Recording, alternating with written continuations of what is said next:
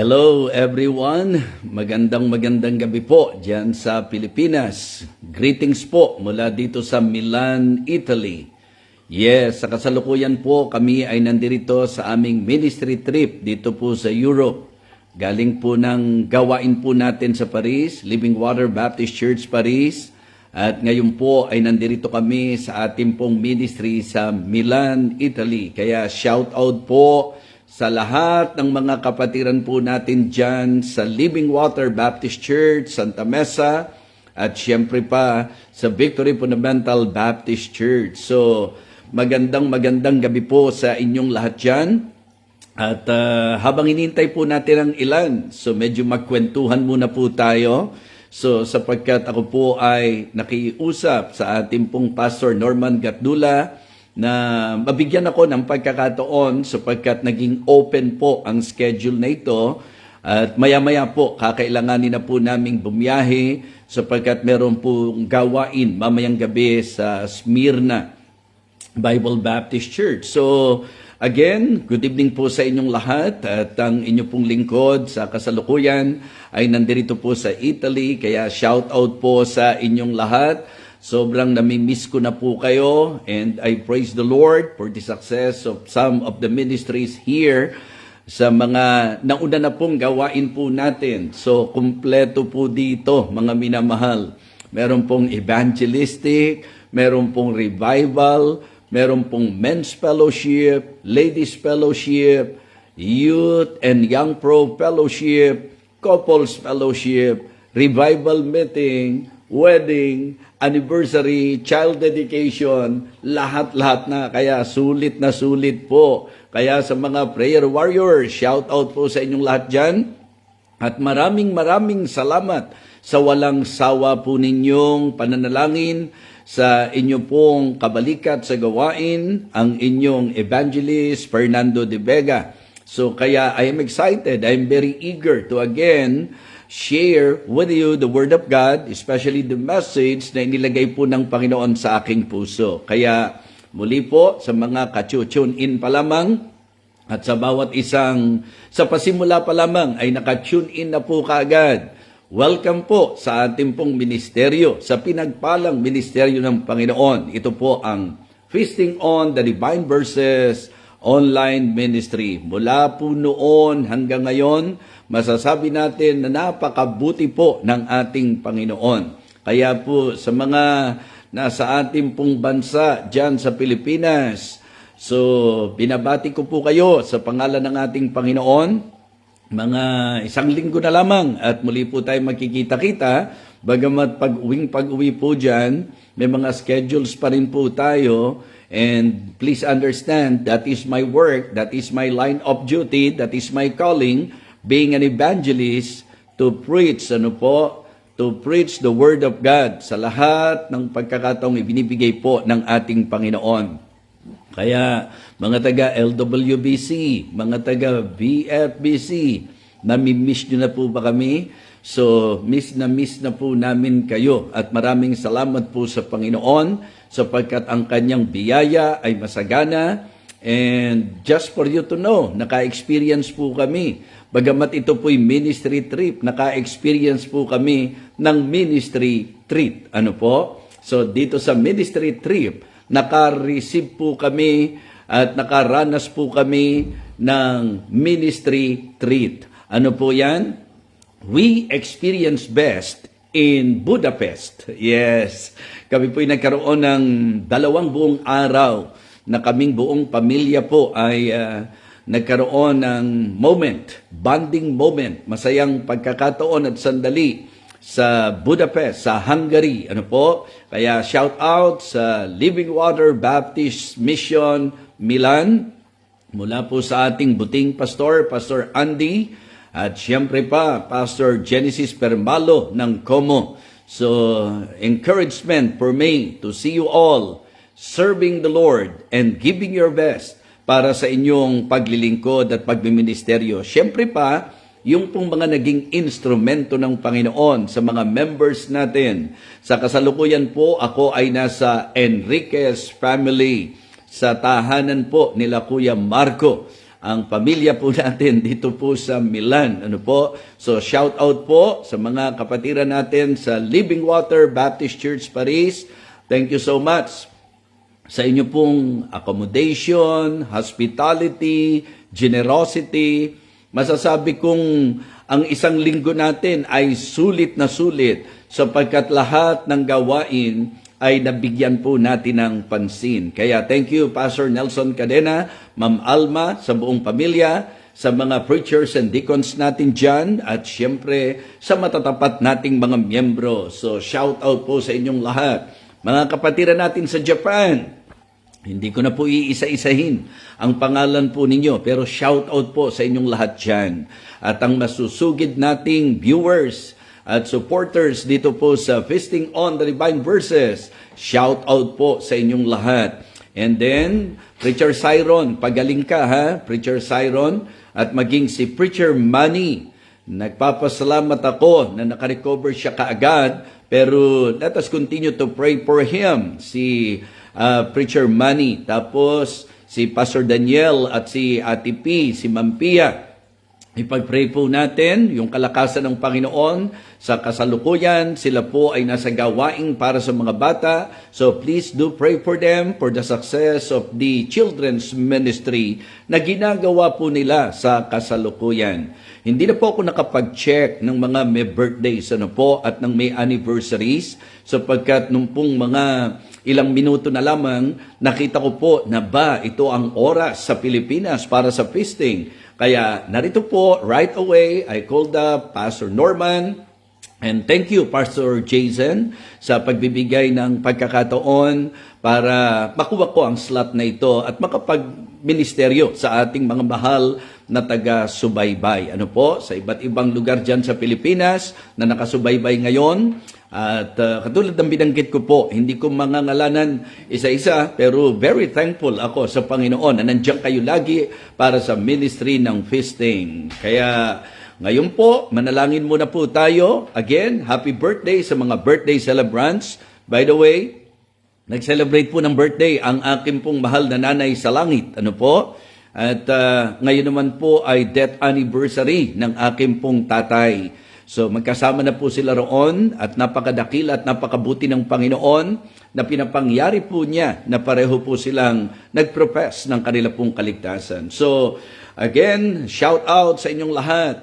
Kanina po kausap ko si Preacher Larry at ipag-pray po ninyo. Siya po ang magiging speaker natin sa Sunday at si Pastor June Salcedo. Okay? So please do pray for them na gamitin sila ng Panginoon. Alam ko po na talagang namimiss natin si Preacher Larry Villa, ang isa sa ever faithful and ever supportive preacher ng ating pong gawain dyan sa Pilipinas. At si Pastor June Salcedo, ipag-pray natin. Pastor Genesis, ingat kayo sa biyahe nila Ma'am Maribel. Ingat kayo. And thank you so much sa inyong puso para sa amin. So this time, mag-pray na po tayo para sa gabay ng Panginoon sa ating pong magiging pagsasalo-salo sa pinagpalang ministeryo ng ating Panginoon. Ito po ang Feasting on the Divine Verses. Let us pray. Dakilang Diyos, aming Panginoon, nagpapasalamat po kami sapagkat napakabuti mo sa amin. Thank you for always blessing our lives, Heavenly Father. Thank you for your goodness. Thank you for saving us. And thank you for your word. I pray, O Lord, na ngayon po sa pagkakataong ito, sa amin pong magiging pagsasalo-salo, muli mo po kaming busugin, muli mo po kaming pagpalain, sa pamagitan po ng pagtuturo, ng pagsaway, ng paalala. Dakilang Diyos, siling ko po na lalo na sa usapang eklesiya, sa usapang ministeryo, nawa dakilang Diyos, makita po sa amin ang maturity at ang unity. Thank you so much. And again, I would like to commit to you myself. Help me, Lord. Fill me with your Holy Spirit. Bless me and bless your people. Ito po ang aming panalangin o aming Ama sa pangalan po ng aming Panginoong Jesus. Amen. Amen. Okay, so purihin po ang Panginoon. At wala po tayong special number sapagkat nagsusulo po ako dito. At siguro po magandang gamitin na po natin sa masaganang oras ng ating pong magiging pag-aaral ng salita ng Diyos. Kung excited na po kayo at ready na po kayo, please type Amen. Ayan, nakita nyo naman, pinatatype ko pa lamang, nauna na po sa atin.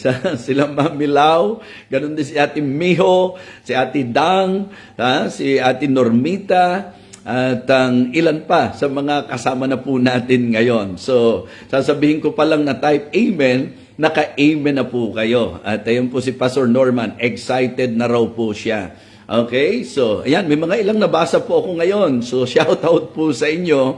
Mahaba pa naman yung oras natin sapagkat wala nga po tayong opening songs, wala tayong special number. Ay ayan, sige, kung sino po mag-a-appear. Ate Virgie, shout out sa iyo. Ganon din kay Sister Nora, Sister Gail, so Alarcon, Sister Dang, Ate Dang. So shout out sa iyo, si Edison, si Teacher Flo, si Ate Leonora Ruaro. Shout out po kay Ate Sea. Ayan, sa ating anak na si Tessa, shout out. Domingo, si Bonga, at ganoon din kay Ate Sinaida Miguel, at kay Deacon Danny at ang De La Peña family. So, Kinbi anak, shout out sa iyo. Mami Rose, shout out po. Ayan, pagka ganito pala, mauubos ang oras ko kaso shout out. Si Teacher Tessie, shout out. Ingat kayo dyan ha, sa bahay. Thank you sa pag-aayos nyo dyan sa ating bahay. At ang mga workers natin, shout out sa inyo dyan sa Living Water at ang mga preachers natin. So, ngayon po, siguro mag-devote din tayo ng time. Magpe-pray pong muli ako para naman po ito kay Preacher Manny, ganon din po kay Preacher Cyron, kila Ate Pia, sa mga may karamdaman pa po na hindi ko man mabanggit, kayo pong kasama ko sa online, medyo ipag-pray po natin. Si Sophia po, medyo nagkaroon ng konting lagnat, pero alam ko po manageable naman po at naagapan naman po namin. So pakipanalangin nyo po, and please, also include in your prayers. Mamaya po may preaching po ako. And then bukas po wedding. Tapos sa Sunday po anniversary po ng Pilgrims Bible Baptist Church dito po sa Milan, Italy. So sa mga kachuchun in pa lang ho, ito pong ating pong feasting ay ginagawa natin ngayon na handito po ako sa Milan, Italy. Kaya shout out sa inyong lahat. Kay sarap pakinggan na ma-shout out nyo po, Bishop. So again, shout out kay Ate Gail Alarcon. Kita mo ha, dinoble ko pa. Preacher Manny Nicolas, shout out din sa iyo. At kay Ate Maricel. Sige po, special prayer para sa ating pong mga may karamdamang kapatiran. At alam ko si Aida, lagi nyo namang sinasama po sa inyong prayer. Kaya thank you so much. Sige po, ipanalangin po natin. Dakilang Diyos, ngayon pong pagkakataong ito, muli po kami lumalapit sa iyo, taglay sa puso ang pagtitiwala sa iyong kapangyarihan, knowing na mula po sa iyong pangako, ikaw ang magbibigay ng aming kahilingan ayon sa iyong kalooban. Una na po naming nais ilapit sa iyo, si Mami Kasahe, Panginoon. Hiling po namin ang iyong makapangyarihang kamay, na iunat mo sa kanya, dakilang Diyos. Hipuin mo po ang kanyang karamdaman. Palakasin mo po siya. Pagalingin mo po siya. Huwag mo pong hayaang mahirapan po siya physically, dakilang Diyos. Nagsusumamo kami sa iyo. Pagalingin mo po si Mami Kasahe. Ganon din po si Preacher Manny, anuman po ang naging kondisyon at sitwasyon ng kanya pong katawan, dakilang Panginoon, lalo na sa bandang brain o sa kanyang ulo, dakilang Panginoon, whatever it is, we know that you are in control, Panginoon. Kaya sa iyo po namin siya patuloy na inilalapit, na nawa maging maayos na po ang kanyang kalagayan. Panginoon, si Preacher Cyron, recovery po, at maging sila Ate Pia, yung kagalingan din po at ang ministeryong ginagawa po nila ngayon. Inaalala po namin ang lahat ng mga may karamdaman, inilalapit namin sa iyo. Si Sister Aida po, lagi mo pong palakasin, hindi lamang po sa katawan, kundi ang kanyang kalooban, ang kanyang kaisipan. At hiling ko po, dakilang Diyos, na ikaw po ang siyang patuloy na magbigay ng biyaya upang makaya po namin ang lahat ng laban sa aming buhay. Dakilang Diyos, nais din po namin ilapit sa iyo ang mga engagement ko po, ang iyo pong biyaya, yung enabling grace and your sufficient grace na lagi ko pong nararanasan every time na ako po yung nagmiministeryo. Hiling ko rin po, dakilang Diyos, na ikaw po ang siyang maghanda ng lahat para sa amin pong activity this coming July. Nawa si Pastor Tim Nolan, kasama po ang buong team, ingatan mo po, at nawa dakilang Diyos, maging maayos ang lahat ng mga activities, and may you guide and bless. Give wisdom to Ma'am Riza, lalo na siya po ang talagang isa sa akin pong pinagkakatiwalaan, lalo na po sa mga schedulings, kasama na po ang mga katuwang, kabalikat, dakilang Diyos. Umaasa po kami na ikaw po ang magpapala sa lahat ng coming activities namin, Panginoon.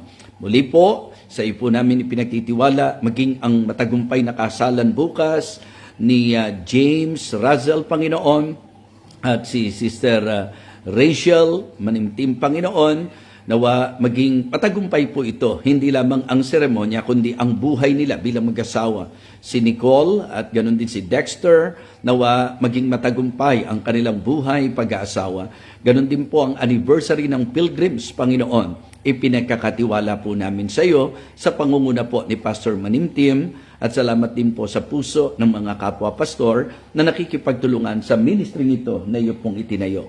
Thank you so much. Sa iyo po namin pinagkakatiwala ang lahat, lalo na po ang aming pagsasalo-salo ngayon sa pangalan po ng aming Panginoong Jesus. Amen. Amen. Okay, so purihin po ang Panginoon. At ngayon po, ang ating pong magiging pagtalakay ay ang patungkol po sa paalala na tayo po ay dapat magtrabaho o magpagal kasama ng ating Panginoon. Let us labor together with God. Labor together with God.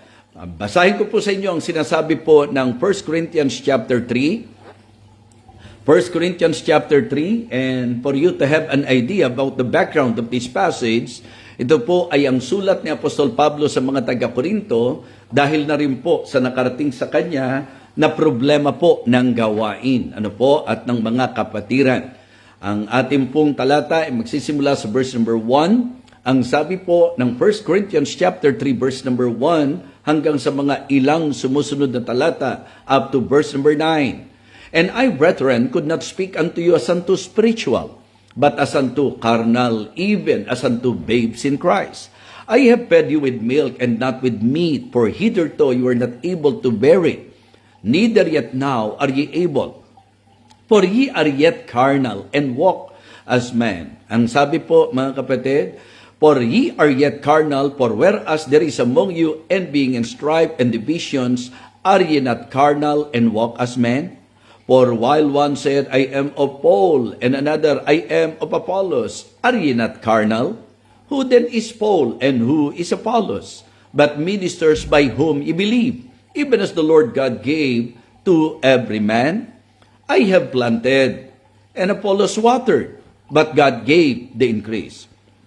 So then neither is he that planted anything, neither he that watereth, are one, and every man shall receive his own reward according to his own labor. And in verse number 9, ito po ang pinaka-sentrong talata po natin. For we are laborers together with God, ye are God's husbandry, ye are God's building. Purihin po at pagpalain po ng Diyos ang pagbasa po natin ng kanyang banal na salita. Mga minamahal, siguro po maganda na maunawaan po natin ang pinanggalingan ng mga pahayag na ito ni Apostol Pablo. Sa chapter 1 po ay may nakarating na ulat sa kanya mula po sa sambahayan po ni Chloe na sinabi po na may mga hindi pagkakasundo, hindi pagkakaintindihan sa mga kapatiran. Meron pong contentions, ang sabi po ng sambahayan po ni Chloe kay Apostol Pablo. And because of that, itong si Apostol Pablo ay nagkaroon po ng kapasyahan na sila po ay sulatan, specifically to confront the problem, para po konfrontahin po ang problema. Mga kapatid, mga minamahal, isang magandang paalala po, lalo na kung kayo po ay kabilang ng isang local Baptist church. Make sure na tayo po ay hindi mabubuhay sa pagkakanya-kanya, sa pagkakabahabahagi, sa pagsisiraan. maganda po na tayo ay matuto mula po dito sa ating pong tatalakayin. Ito po ang exact problem. Contention, carnality, yan po ang mga problema na tinukoy po ni Apostol Pablo sa kanyang sulat. At yan po'y nabasa natin. Kaya nga nililiwanag po natin sa bawat isa po sa atin na ang carnality po ay hindi po makatutulong sa usapang ministeryo. Okay? Ang carnality po ay ang kalagayang para pong ugali at buhay unbeliever. Yan po ang mga taong karnal. Ang ating pong isang itinatawag na salita rito, immature. Pagka po ang Kristiyano po hindi lumalago, meron pong malaking problema na kung saan ito po ay mararamdaman sa kabuuan ng gawain ng Panginoon. That is the reason why it is very important for us to somehow consider this problem, because I believe that the will of God for His church is to be united at hindi po divided. Okay? Kaya ito po pag-isip-isipan nyo na pong mabuti. Ako ba ay nakikiisa? Ako ba ay nakikipagtulungan? Ako ba ay nakikibahagi sa gawain? O ako ay isa sa pinanggagalingan ng problema, ng hindi pagkakasundo, ng pag-aaway-away? So tingnan po natin mga kapatid, na dito po sa mga unang talata, si Apostol po'y nagpahayag ng kanya pong tapat na puso sa mga kapatiran. Again, ang sabi po niya sa verse number 1, "And I, brethren, could not speak unto you as unto spiritual, but as unto carnal, even as unto babes in Christ. I have fed you with milk and not with meat, for hitherto you were not able to bear it, neither yet now are ye able. For ye are yet carnal, for whereas there is among you envying and strife and divisions, are ye not carnal and walk as men?" So, hindi na po natin kailangang maghusgahan sa isa't isa. Pwede nating mag-gauge ang sarili po natin sa usapan po ng pagkakanya-kanya, ng laging pakikipag-iringan, ng pagkainggit, ng paninibugho, di po ba? So, yun po ang sinasabi niya. Yung bang laging may pag-aaway, pagtatalo-talo, pagkakanya-kanya, pagseselusan, o yan po yung mga manifestations ng carnality at hindi po nakakatulong yun, mga kapatid. Hindi po nakakatulong. And because of that, the Apostle Paul rebuked and reminded them. Ang sabi niya, "Who then is Paul, and who is Apollos? But ministers by whom ye believed, even as the Lord gave to every man." Nilinaw pa niya sa kanila, "I have planted." Yes, ako nagpasimula. Pero si Apollos, siya po ang nagdilig. Kaya nga, lagi ko pong sinasabi na talagang ako, yung aking appreciation sa klase ng mga tao na pinagkatiwala ng Panginoon po sa akin. Di ba? Particular po sa Living Water. May mga pastoral staff tayo. May mga preachers tayo. But it is great and wonderful that in spite of the fact that they are many, but they are not creating problem. They are not creating division. And even the members of the church, I really appreciate you all, members of LWBC, because it is very obvious na talagang kayo yung pagkilala nyo sa pastor nyo, pinapakita nyo sa pagkilala sa mga itinatalaga ng inyong pastor. Actually po, kung titingnan natin, ganito talaga ang pinaka-order po niyan. Ang pagkilala nyo po sa Diyos ay po pwede nyo pong ipakita sa pamagitan ng pagkilala sa itinalaga ng Diyos. Kaya nga sinasabi ko po, and this is actually a commendation coming from me, being your senior pastor, I am commending you, members of the church, because masasabi ko po that you are really acknowledging God by acknowledging me as your senior pastor and by acknowledging the resident pastor of the church and the pastoral staff and the leaders. Kaya kahit sa ladies, sa men's fellowship, sa mga groups na nilalagyan po kayo ng leader, in acknowledging your leader, you are acknowledging the Lord na nagtalaga po sa kanila. Yun po yung tamang pananaw. Kaya ito po ay magandang ating pong maging point of evaluation na kamusta po ba tayo. So it is good to somehow learn from this lesson, mga kapatid. So sabi ni Pablo, sino ba ako? Sino ba si Apolos? Mga ministro kami ng Panginoon. Ako nagpasimula, ako nagtanim, merong nagdilig, pero Diyos ang nagbibigay kalaguan. At dito po mga kapatid, inilid na po si Apostol Pablo to emphasize to them this very important truth. And what is that truth? Sabi niya sa verse 9, for we are laborers together with God. So, kinuha ko po yung linya na yon para ibigay po sa inyo ang title, hey, let us labor together with God. Why? For we are laborers together with God. Yun po, bago nyo tingnan ng kahit sino sa church, ang una munang itatak nyo sa isip nyo, Diyos ang ating pong kasama. Tayo po'y kamanggagawa ng ating Panginoon. Wow, what a privilege. What a privilege to be considered as one of God's co-laborer. Di ba? The Lord called us. In fact, makikita nyo, He saved us. Hindi po ba? So tapos, heto po siya, binigyan tayo ng grace para sa ministeryo na para sa atin. At whatever ministry na ginagawa po natin, always remember that we are doing that. Diba? Ginagawa po natin ang ministry na yan, being one of His co-laborers. So, dito ko po gustong bigyan ng diin ang ating mensahe. Sa verse number 9 po, mga kapatid, again, ang sabi po, for we are laborers together with God, ye are God's husbandry, ye are God's building. Ang Diyos ay nagnanais na mag-accomplish ng dakilang bagay sa pamamagitan ng kanyang ministeryo.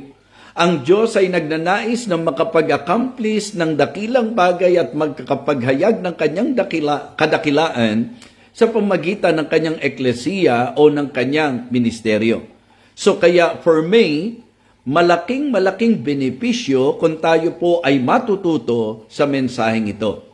So the first point that I would like to share dito po sa message natin na nagpapaalala na tayo po'y laborers together with God. So let us labor together with God. So una po na dapat nating bantayan, our testimony, the testimony of the members. Alam niyo po, kaya po nagkaroon ng talagang eagerness si Paul na sulatan sila kasi church sila ng Panginoon. Pero ang pangit po ng patotoo. Kaya mga kapatid, mga minamahal sa church na kinabibilangan po natin, gusto ko pong ipaalam sa inyo na it is a bad testimony na tayo po ay divided. Mga kapatid, huwag ka nang mag-aktong espiritual kung hindi mo kayang makiisa. Huwag kang mag-pretend or mag-portray ng image that you are mature, that you are spiritual, that you are godly, kung hindi ka nakikiisa. Okay?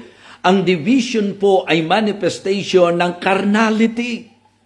Because kung titingnan natin sa kontekstong Kristiyano, sa usapang Kristiyano, we have one Spirit, we have one Lord.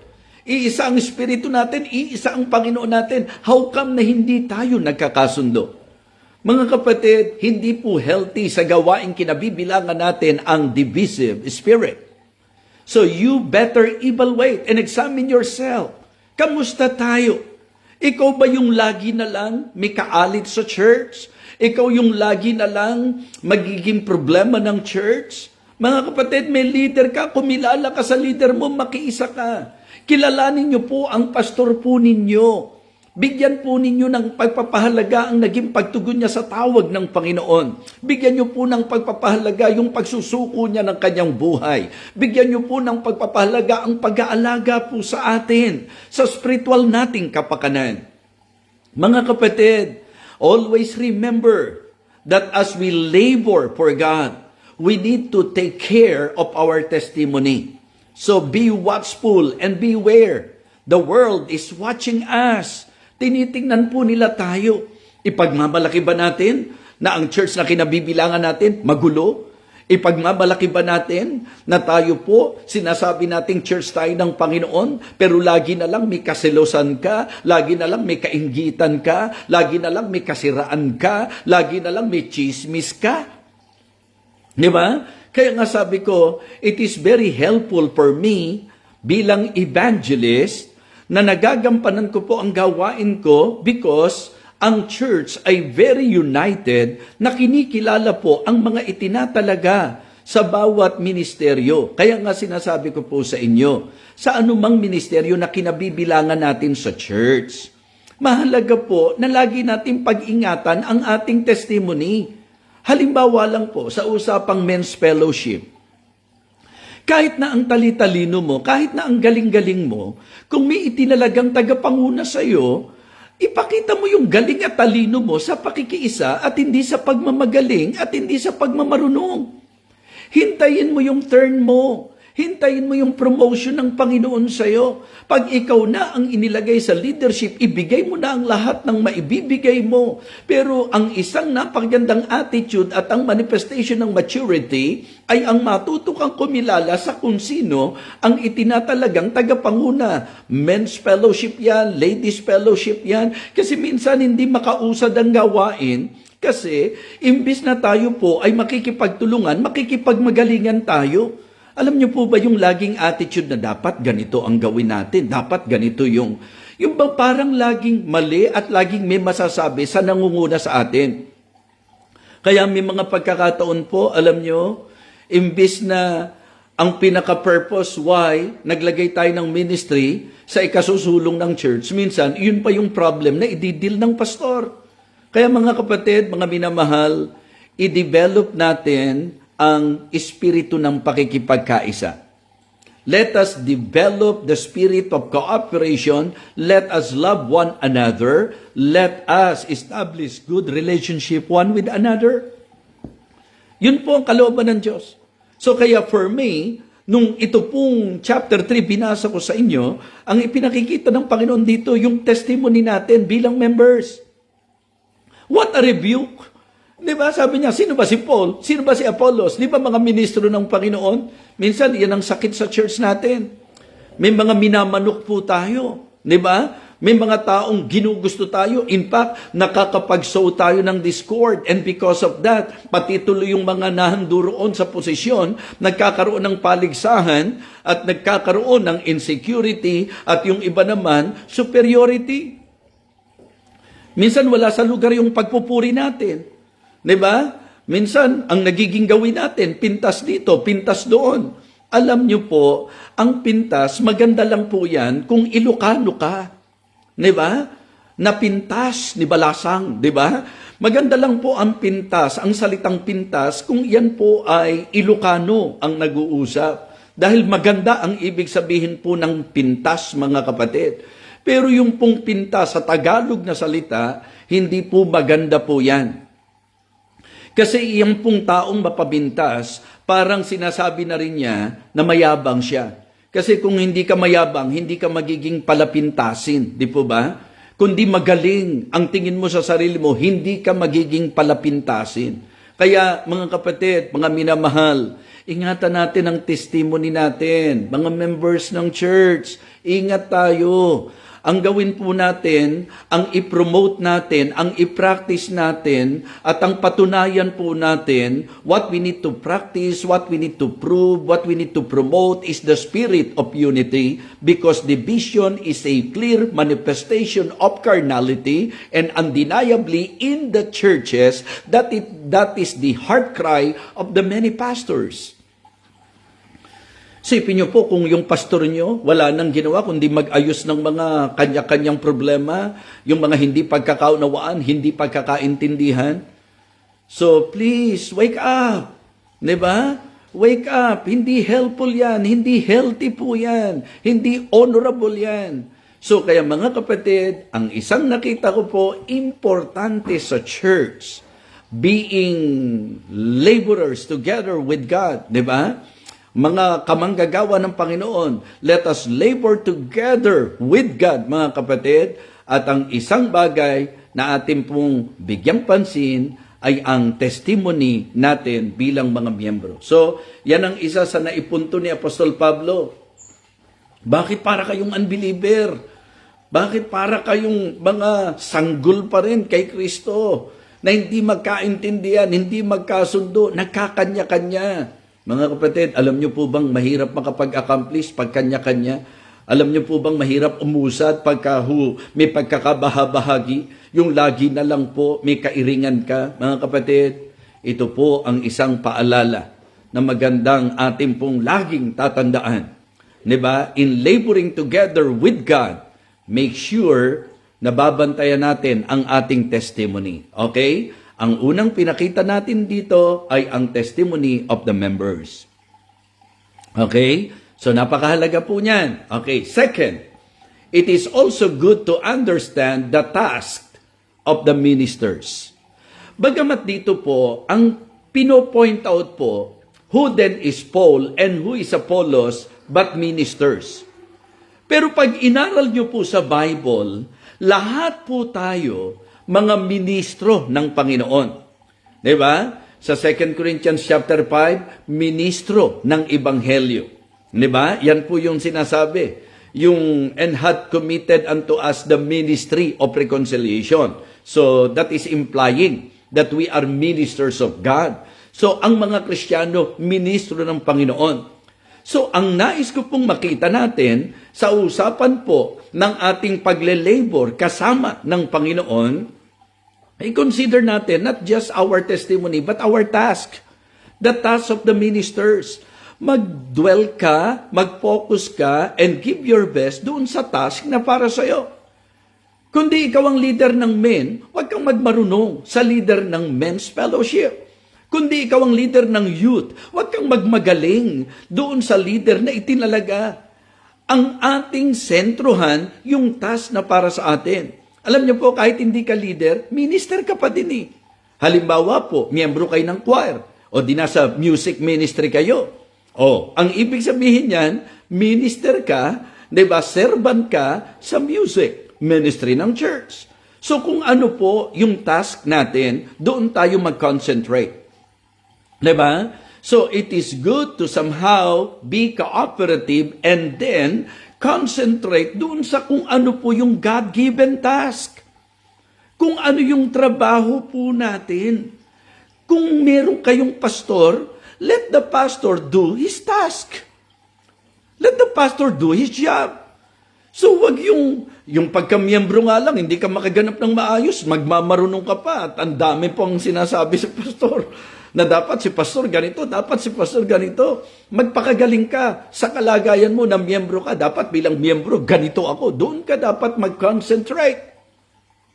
Focus on that. On the God-given task. So, our message, di ba? Doon sa motivation natin, labor together with God.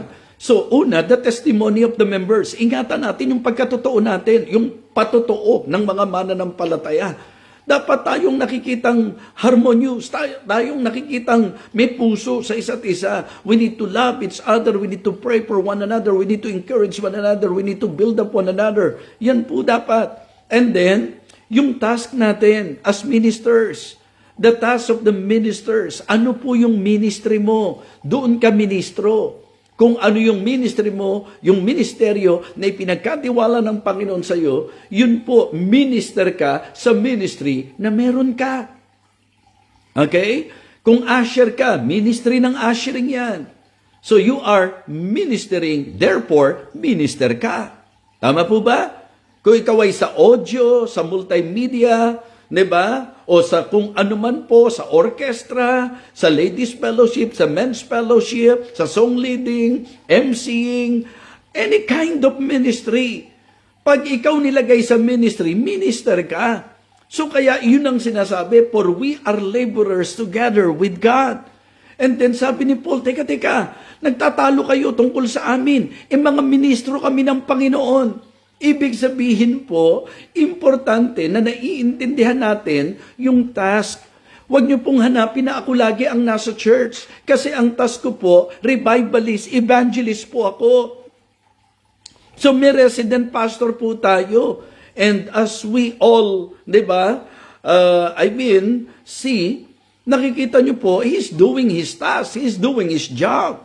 Pag kami inassign tayong preacher, hindi po sila nagpipreach para magmagaling sa inyo. Ginagampanan po nila ang kanilang gawain. Pagka po may inilagay tayo, in fact, sabi ko nga, undeniably, sa living water, undeniably, kaya po ako nakakaganap ng mainam sa trabaho ko po, dahil ginagawa nyo po yung trabaho ninyo.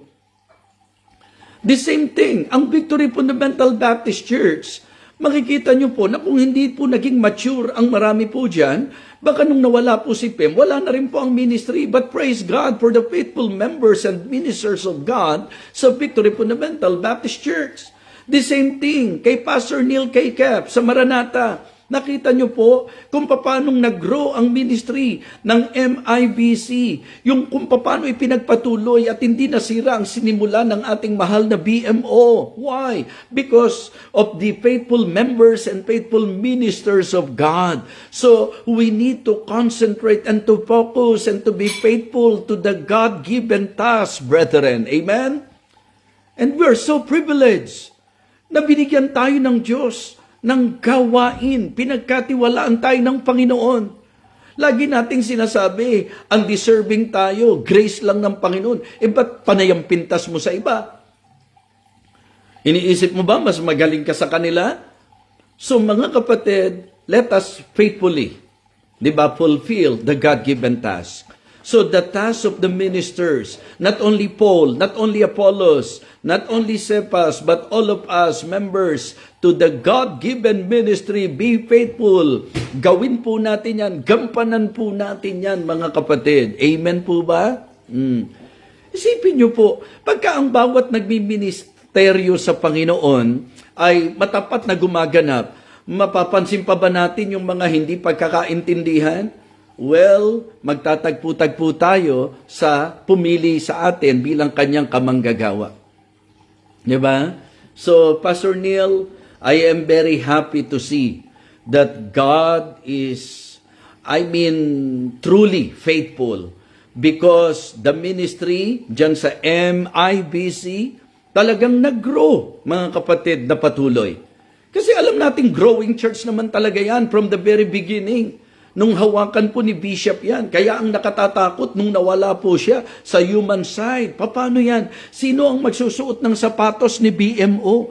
Nung isuot ko po yung sapatos niya, hindi naman po madali. Nahirapan po ako, pero biyaya po ng Diyos ang pinag-uusapan. Basta gumanap lang po ako. And members of MIBC, hindi po pwedeng i-claim ni Pastor Neil na siya lang po yan. Kayo rin po sa pagganap nyo po ng task ninyo. Yung mga preachers na talagang bumalikat, na talagang sumuporta, na talagang umagapay, nagpasakop, at yung mga trabaho ninyo, ginawa ninyo, at hindi kayo nagmarunong at nagmagaling at nanguna sa pastor nyo. Naging susi rin kayo sa ikinaganda lalo ng gawain ng MIBC. Kahit yung mga simpleng members natin, na tahimik lang but faithfully, ginagawa nila ang gawain po nila. Kaya nga yan po ang motivation ko sa Victory Fundamental Baptist Church. Sa totoo lang po, yung setup natin hindi magiging mahirap pagka cooperative po tayo. Sa gawain po natin dito sa Milan, hindi pa po tayo marami, pero hindi po yun ang pinakasentro ng usapan. Ang pagiging marami po'y magandang resulta ng maturity. Ang pagdami po ay dapat maging resulta ng unity. Ang pagdami po ay dapat maging resulta ng quality. Hindi po ngayon marami ang ibig sabihin quality. Hindi ngayon marami ang ibig sabihin mature. Mga kapatid, pero kapag kami maturity, resulta nito dadami. Kapag kami unity, resulta nito dadami. Kapag kami spirituality, resulta nito dadami, mga kapatid. Kaya nga, just continue on. Let us do our task. Ano man po yan. Alam niyo po bang kayo'y mga katiwala? That is another term sa mga ministers, stewards. And moreover, it is required unto stewards that a man be found faithful. Kaya yung mga giver natin sa church, kayo po'y nagiging mabuting katiwala ng ibinigay ng Panginoon sa inyo. Kayo po'y mga managers and ministers ng ating Panginoon. Kaya blessing po, mga kapatid. Listening to this message, I believe, beneficial po ito if we will apply this. Amen? kung i-apply po natin. Kaya nga sabi ko, sa totoo lang, gustong-gusto ko pong makapag-ministeryo sa inyo, pero wala pa akong naiisip na mensahe kung anong isi-share ko. Diba? Pero dahil gusto ko pang makapag-ministeryo, so alam ko namang hindi ako pababayaan ng Panginoon at narito nga po, di po ba? Maganda naman po itong mensahe pinag-uusapan natin, very beneficial sa ministry kinabibilangan po natin. Okay? Mga kapatid, ang sinesentro ko po sa inyo, sa message natin, let us labor together with God. Always remember, hindi ikaw ang pumili sa Diyos. Ang Diyos ang pumili sa iyo. Hindi ikaw ang naglagay sa katayuang kamanggagawa mo ang Diyos. Ikaw, ako ang kamanggagawa ng Panginoon. Malinaw po ba sa inyo yan? Diba? Kaya kapag ini-assign kayo ng pastor, hindi actually si pastor yan. Diyos po yan. Dahil hindi lang tayo kamanggagawa ni pastor, kamanggagawa tayo ng Diyos una sa lahat. Hindi po ba? Kaya just keep up your good works. God is with us. Ang Diyos ang pumili sa atin. Kaya sana pag iniisip niyo po yung nagpapasya kayo na iniiwanan niyo ang ministry, mga kapatid, ang iniwanan niyo po yung pumili sa atin, yung naglagay sa atin sa ministry na yan. Kaya dapat pagka miniyakap kayong ministry, hanggang pagbabalik ng Panginoon, huwag niyong bibitawan po yan. At huwag ko kayong magbiministeryo out of convenience, kung kailan kayo konbinyente. No. Ang ministry po, hindi pang walang magawa. Ang ministry po ay para sa mga taong gustong gumawa para sa Panginoon. Diba? Mga kapatid, mga minamahal, tuloy-tuloy po tayo. Dapat niyong malaman, ang ating Diyos ang pumili sa atin. For we are laborers together with God. Ulitin ko po ho, ang talagang tamang concept, kamanggagawa tayo ng Diyos. Hindi po yung kamanggagawa natin ng Diyos. Of course, dahil pinili niya tayong kamanggagawa na rin po natin siya. Pero I just want to emphasize to all of you the privilege that we have because in reality is this the Lord. Ang Diyos ang pumili po sa atin para ibilang tayong kanyang kamanggagawa. Amen po ba? Klaro po ba sa inyo? Kaya hindi dapat tataas. Biyaya lang po. Awa lang po ng Panginoon. Hindi po ba? Huwag yung pagka may maganda nang nangyari sa ministry, parang tayo na. Huwag yung kapag umangat na ang buhay mo, parang tayo na. It is always God, mga kapatid. Diyos at laging ang Diyos. So, sa ating mensahe, let us labor together with God. Number 1, babantayan natin the testimony of the members. Yan ang binibigyang pansin natin. Hindi maganda ho na nakikita sa labas na kanya-kanya tayo. Ang magandang makita nila, yung pleasant na tanawin, yung dwelling together in unity. And then, susunod po mga kapatid, maliwanag, the task of the ministers. Di ba? So, tayo pong lahat, mga ministro tayo ng Panginoon. And then, the teamwork in the ministry. This is about the teamwork in the ministry. Kunin niyo po yung concept. Ano ang sabi po ni Paul? Siya ang nagtanim. Sabi niya, si Apollos ang nagdilig. Ano tawag doon? Teamwork. Kaya gamitin na natin halimbawa ang Maranatha. Gamitin na natin halimbawa si BMO. Si BMO, hindi lang po pastor ng Maranatha. Siya po ay leader ng MIBFC. Nung nawala po siya, malaking bagay na may Pastor Neil na na-train siya. Malaking bagay na may Pastor Mike Digan na na-train siya. Malaking bagay na may Pastor Lito na na-train siya. Maganda na mayroong Pastor Bernie na na-train siya. Maganda na may Pastor John na na-train siya. Maganda na mayroong pong mga nate-train na kung saan someday magiging successor. Kaya mga kapatid, mga minamahal, ang MIBFC po ay nagpatuloy sapagkat pinagtagpo kami ng Panginoon. Kaya po minahal ko ng husto at minahal ako ng husto ni BMO kasi kiniklaim po namin na ang Diyos ang siyang nagpaging magkasama sa amin sa ministry. Kita nyo si Pope Johnny, si Pastor John po pala, sorry. Si Pastor John, di ba? BFF, yung mga kaibigan po natin. Hindi tayo nagpo-promote ng paligsahan. Ang aking pong promotion, mga kapatid, we are one in the ministry. Huwag ngayon marami po ang attendance ng iba sa iba, hahamakin natin yung maliit ang attendance. Kahit gaano kalaki ang mga properties nyo, mga kapatid, nasa kung ano ang ipinagkatiwala ng Panginoon dyan. Bakit ko i-discourage ang sarili ko dahil hindi kasing laki ng property ng ibang mga churches ang property po namin? Hindi ganun. Ministry is not a competition. Diba? It is about cooperation, working together for God because we are laborers together with God. So yun po ang paalala. Kaya ang dinidevelop dapat teamwork. Kaya kita nyo nung nagkasama-sama kami, paano po kung walang katim si BMO at nawala siya? Di tapos na po ang ministeryo. Tapos na po ang napakagandang fellowship ng MIBFC ngayon. Praise God because of teamwork. Amen? Teamwork. Si BMO po, kahit to sa basketball, grabe pong makipag-teamwork yan. Kahit to mag-dribble ng bola yan, alam niya kung nasaan po ako kasi nire-regard po niya yung ating pong shooting skills. And because of that, kahit saan siya hindi po siya nakikipagpaligsahan sa sana siya ang maraming ma-shoot na bola. Yan po ang magandang quality ni BMO. Di ba? Marunong siyang kumilala sa ka-teammate, mga kapatid.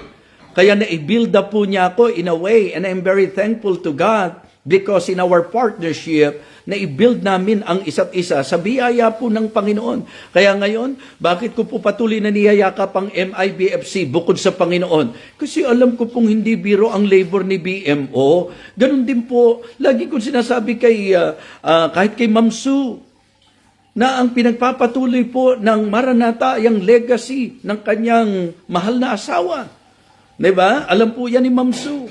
Kaya heto tayo, yakapan tayo sa ministry. Kaya members ng Victory Fundamental Baptist Church at kayo man po, saan man kayo kabilang, ingatan nyo po ang pinagpagalan ng mga nauna. Ingatan po natin at bigyang pagpapahalaga natin, pagyamanin po natin ang mga pinagsikapan, yung mga naunang nagministeryo po sa atin. Huwag po tayong makipagpaligsahan sa kanya. Although meron pong tinatawag na double portion, masasabi po nating power, pero hindi ibig sabihin nun, mas dakila na po si Elisha kay Joshua. Walang ganun. Diyos lang ang dakila. Di ba? Hindi po mas dakila si Joshua kay Moses. Diyos lang ang dakila. Yun po ang team up sa ministry ng Panginoon. Kaya mga kapatid, mga minamahal, ang amin pong ginagawa sa ating pong ministeryo ay pag-a-apply sa katotohanan that we are laborers together with God. This is about teamwork in the ministry. So, testimony of the members, task, di ba? Of the ministers, and then, yung pong teamwork sa ministry. Kaya, kamusta po sa ministry? Alam mo ba, Pastor Jabez, na ang laki-laking tulong mo sa ministry? Di ba? Alam mo ba, Pastor Poy, na ang laking tulong mo sa ministry? Sabi ko nga, ngayon, sa totoo lang po, si Preacher Larry, nandyan ngayon sa Manila. Kahit na sa Mindanao yan, hindi po bumitaw sa ministry niya yan sa Santa Mesa Sa akin na lang po, sa pamilya ko na lamang po, hindi bumibitiw yan.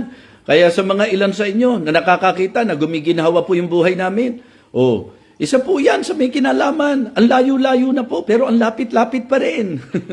Diba? So blessed po kami na may mga ka-teamwork po kami sa ministry. Ako po yung tagalipad, may tagapamasahe. Amen? Ako po yung taga-preach, meron pong nag-sponsor, meron pong gumagawa, meron pong gumaganap.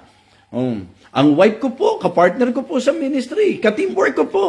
Hindi po siya karibal ng ministry. Yan po, ang anak ko po. Kaya kita nyo, ang ganda po pagka ang konsepto natin, teamwork sa ministry. Kaya mga kapatid, mga minamahal, napakagandang lumaganap nitong ating biglaang feasting na ito. So sinasabi ko pong biglaan dahil sabi ko nga ilang minuto, nakita ko, teka, yung oras na ito, okay na okay, para naman makita uli ako ng mga kapisting. Diba? Hindi ko man kayo nakikita, nararamdaman ko naman kayo mga kapatid. At gusto ko malaman nyo na talagang napakarami lang pong engagement. Kaya po talagang yung pong mga itinatalaga natin ang naririnig po ninyo. Pero talagang konting pagkakataon lang mga kapatid. Nakita nyo naman, sumisingit po tayo. At alam ko pong kalooban ng Diyos na ang mensaheng ito ngayon na inilagay niya ay ating pong pagministeryo sa bawat isa. Mga kapatid, let us labor together with God. First of all, put in your mind and always be reminded, folks, na ikaw ang kamanggagawa ng Panginoon. Ako ay kamanggagawa ng Panginoon. Tayo ay kamanggagawa ng Panginoon. So watch our testimony, our task, and our teamwork. Sa usapan ng testimony, relasyon natin. Papagtibayin po natin mga kapatid. Bawasan nyo na o alisin na natin ang away-away, pagtatalo, pagalingan. Alisin na natin yan mga kapatid. Hindi healthy sapagkat nasisira ang patotoo. Sabi ko sa isang pamilya, kahit na totoong may diferensya ang kapamilya mo, kung matinong tao ka, hindi mo ibabandera yung kapintasan ng kapamilya mo. Hindi mo kukonsintihin, pero hindi mo ikakalat yan. Hindi nyo po kakalad ka rin ang kapamilya nyo sa kahihiyan. So, importante po na ating makita na ang patotoo ay mahalaga sa ating pong kalagayan bilang gumagawa, bilang mga kamanggagawa ng Panginoon. Okay? Testimony of the members. Task of the ministers. Diba? Yung ating pong mga ibinigay na trabaho, doon tayo. Kaya ayoko mag-entertain kapag ka po meron sinasabi tungkol sa leader sa ministry. Ang gusto ko po mga kapatid, yung bang idea na ang ibinibigay natin, yung nakakatulong at hindi nagkokos ng division. So tapos, ganun din po, yung teamwork. We cannot do the ministry alone. We need to help one another. We need to work together for the master, for the glory, diba, of the master. To the glory of God. Yan ang laging dapat. Mga kapatid, mga minamahal, I hope and I pray na tayo po'y napagpala sa ating pong humigit kumulang 1 oras na naging pagsasalo-salo sa salita ng Diyos. Paalala po, for we are laborers together with God. So, let us labor together with God. The testimony of the members. Ingatan natin ang ating patotoo. Yung task ng ating master sa mga ministers. Ating pong alamin ano ang ministeryo natin. Doon tayo mag-focus. Bigay natin ang ating the best. Hindi yung ministeryo ng iba ang pinakikialaman po natin at nagmamagaling tayo sa kanila. And then, the teamwork in the ministry. Mga kapatid, imagine the ministry of God without teamwork. Anong mangyayari? Pero tingnan nyo po, napakaganda ng nangyayari kapag tulong-tulong sa ministeryo ng Panginoon. Kaya ngayong gabing ito, muli po maraming salamat. Shout out sa mga taga-Europe, shout out sa mga taga-Pilipinas, at ngayon po, magtatapos po tayo sa panalangin. Let us pray. Dakilang Diyos, maraming salamat sa naging gabay sa bawat isa po sa amin. You are really great and wonderful. Thank you, Heavenly Father, for considering us. Thank you for saving us, first of all, and for putting us into the ministry, into your ministry, O God. At sa pagpili mo na kami maging kamanggagawam. Nawa ang tinalakay namin, ang pinag-aralan namin, ay amin pong i-apply. At nawa natuto po kaming totoo sa mensaheng ito. Basbasan mo po ang ministry ng Feasting on the Divine Verses. Basbasan at pagpalain mo po ang lahat ng nakikipagtulungan sa ministry na ito. Basbasan at pagpalain mo po ang lahat ng sumusubaybay sa ministry ito. Muli po, sa iyo po ang kalulatian, sa iyo po ang kadakilaan, aming Panginoon. Maraming salamat po. Ito po ang aming panalangin sa pangalan po ng aming Panginoong Jesus. Amen. Amen. Na-bless po ba kayo mga kapatid? Kung na-bless po kayo, papurihan po natin ang Panginoon. And again, sobrang saya ko po na hindi ko akalain na magkaroon po ako ng pagkakataon na makapagministeryo sa inyo. I love you all in the Lord, and please, let us continue to pray this ministry at siyempre pa ang inyo pong lingkod. Again, shout out sa inyong lahat. Ingat po kayo. Grazie mille. To God be the glory. Ang ibig sabihin po ng grazie mille, maraming salamat po sa Diyos ang lahat ng kapurihan.